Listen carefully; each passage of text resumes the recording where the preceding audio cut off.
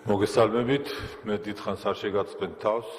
ამ შემთხვევაში გამოვდივარ ფრაქცია ქართული ოცნების სახელით, თუმცა ვარ ასევე თანაავტორი აღნიშნული კანონპროექტის. რაც შეეხება კანონპროექტს, ეს იყო უპრეცედენტოდ დიდხანს დროში გაწელილი, მრავალხრივ შესწავლილი, მრავალი ინსტიტუტების ჩართულობით და მათი შენიშვნების გათვალისწინებით უკვე ცნობილი კანონპროექტი, რომელმაც მაქსიმალურად დახვეწილი სახე მიიღო თუნდაც დღევანდელი განხილვის პირობებშიც კი.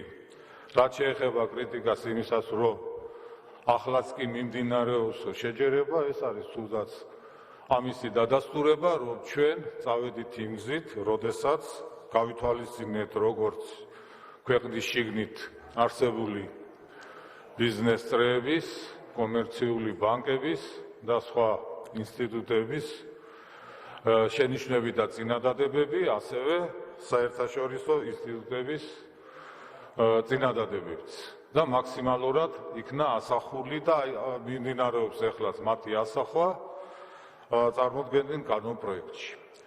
ძირითადად ისი გათვალისწინებაც კი შესაძლებელი იყო ავტორების მიერ იქნა გათვალისწინებული. რაც შეეხება ახლა დანარჩენ ნაწილს, რომ ეს კანონპროექტი თითქოს ემსახურება ერთი კაცის ინტერესს და ასე შემდეგ. ის ერთი კაცი, რომელსაც ხშირად სხვადასხვა ბრუნვაში ახსენებთ, ერთადერთი რისიც გამოირჩევა იმითი, რომ მან თავისი ქონების დიდი ნაწილი ისევ მიმართა ქვეყნის ინტერესებისკენ და არაფერი ამ ქვეყანაში მას არ უშოვია განსხვავებით იმ პოლიტიკური გუნდისგან, რომელიც 9 წლის მანძილზე იყო ხელისუფლებაში და თუ გადავხედავთ დეკლარაციებს უმეტესი ნაწილისას მე აქ ყველა არ ყავს ხედულობაში, საკმაოდ შთაბეჭდავად გამოიყურება 9 წლის წინანდელ დეკლარაციებთან შედარებით. და ისე ხალხისთვის თვალში ნაცრის შეყრა თითქოს ეს კანონპროექტი ამ კაცის ინტერესებს შეესაბამება, მე მგონი ეს იმდენად აბსურდულია, რომ ამის დაჯერებას თქვენ ვერ მოახერხებთ ყველაზე საქმეში ჩაუხედავი ადამიანებისთვისაც კი.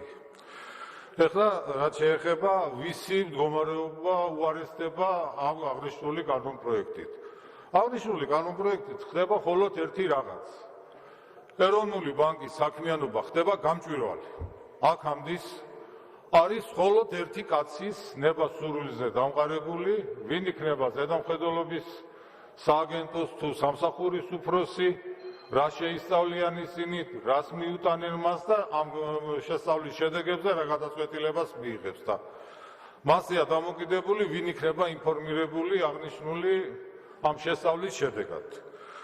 ჩვენს მიერ წარმოდგენილი კანონპროექტის მიხედვით ხდება უკვე უფრო გამჭვირვალე ეროვნული ბანკის საქმიანობა, ზედამხედველობის სააგენტო, რომელიც იქნება აღჭურვილი უკვე მაქსიმალურად დიდი დამოუკიდებლობით ეროვნული ბანკის სტრუქტურის შიგნით. დაკომპლექტებული იქნება იმ მაღალი ლეგიტიმაციის და მოთხოვნების საფუძველზე პროფესიონალი, პატიოსანი ფინანსისტები და საბანკო სფეროში წარმატებული საქმიანობით გამორჩეული პიროვნებებით. ყოველივე ეს დამატებული ამას ისიც, რომ მათი წარდგენა ხდება როგორც მთავრობის მხრიდან, ერთის მხრიდან, დამტკიცება პარლამენტის მხრიდან. გარდა ამისა, თვითონ ეროვნული ბანკი მონაწილეობს ამ საბჭოს შემადგენლობაში. ასევე ამ პიროვნებების შერჩევაში მონაწილეობას მიიღებენ კომერციული ბანკების და სხვა ბიზნესრეების წარმომადგენლებით და ასე შემდეგ.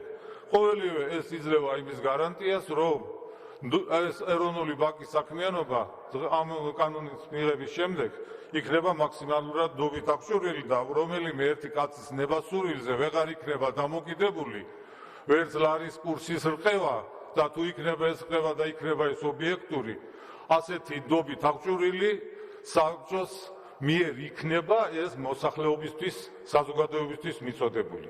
რაც შეეხება იმას, რომ თითქოს აი ახლაც კი მიმდინარეობს ლარის კურსის ვარდნა, ამას მოველოდით კიდევაც ბატონებო იმდენად რამდენადაც როდესაც ამოწურა ეროვნული ბანკის დღევანდელმა საბჭომ ის ყველა შანსი ზემოქმედება მოეხდინა ამ კანონპროექტის ავტორებზე რომ როგორმე გაეწვიათ ეს სხვადასხვა საერთაშორისო ორგანიზაციების თუ სხვადასხვა ძალების ზედოლით და როცა ნახა რომ ეს პირიქით ჩვენ წავედით მათთან კონსულტაციებზე და მათი რეკომენდაციების გათვალისწინებით მაინც გარდაუვალი გახდა ამ კანონის მიღება ეხლა მათ ჯერ დააუნონსეს ის რომ თითქოს პარლამენტი არ ითვალისწინებს შესწორებულ ბიუჯეტში ბევრ რაღაცას ეროვნული ბანკის მიერ მიცემული შენიშვნებისა რომ ხარჯები მართლობითი არის კიდევ ძალიან მაღალი და ასე შემდეგ და ეს გამოიწვევს ლარის კურსის ვარდნას და პარალელურად მოაყოლეს კიდევაც უკვე 3 დღეა ლარის კურსის ვარდნა და ეს უნდა თლიანად მთავრობას დააბრალონ და არა მათ საქმიანობას და რომ ეს ყველაფერი კიდევ გამოწვეულია ასევე ამ კანონპროექტის მიღებით ეს არის ერთი ჯაჭვი წაწკეული რგოლები მოგეხსენებათ რომ არანაირი საფუძველი იმისა რომ გუშინ წინ ყოფილიყო ლარის კურსის ვარდნა იქ ჩანდა იმდენად რამდენადაც გუშინ თუნდაც იყო ბოლოვა და დღგ-ს გადასახადის გადახდისა და მოგეხსენებათ ბოლო დღეს მაქსიმალურად დიდი რაოდენობის ლარი შედის ბიუჯეტში. ლარზე მოთხოვნა მოგეხსენებათ იზრდება, დღეს გადავხედეთ და 60 მილიონია გუშინ შესული ბიუჯეტში ლარი, გუშინ წინ 40 მილიონი. თქვენ წარმოიდგინეთ, როცა ამდენი მოთხოვნა ლარზე, თავისთავად ცხადია, ლარის კურსი ყოველ შემთხვევაში არ უნდა ეცემოდეს, მაგრამ თუ ამას დავუმატებთ, რომ იქ ხდება ერთდღიანი სესხების გაცემა და კიდევ სხვადასხვა რაღაცები, მე არ ვიცახი რომ სულ ეს ყველაფერი ერთმანეთთან პირდაპირ კავშირშია. ამას ვერ ვიძახი, იმიტომ რომ ჩვენ ცდომა არ აგვაქვს ყველა იმ ინფორმაციაზე, რომელიც იწვევს თუნდაც ამ ლარის კურსის ვარდნას. და მე რატომღაც მაქვს გონივრული ეჭვი, რომ ეს ყველაფერი მიმართულია იმისკენ, რომ მოხდეს ამ კანონის დისკრედიტაცია. და აი ზუსტად იმისათვის, რომ არ არსებობდეს აი ამდენი კითხვის ნიშნები, რომ საზოგადოებას, მოსახლეობას ჰქონდეს ამომწურავი პასუხი ნდობით აღჭურვილი სახელმწიფო ინსტიტუციებისგან, ზუსტად ეს კანონი მოგცემს ამის საშუალებას და ამ კანონის მიხედვით ხდება მხოლოდ ერთი რაღაც. ტივის ვიზზე ბრძდომ ბანკის პრეზიდენტს, რომელიც სელკი ბავშვიძის და უჯერია ხელში ასანთი, ამ კანონით უბრალოდ ვართმევთ იმ ასანს.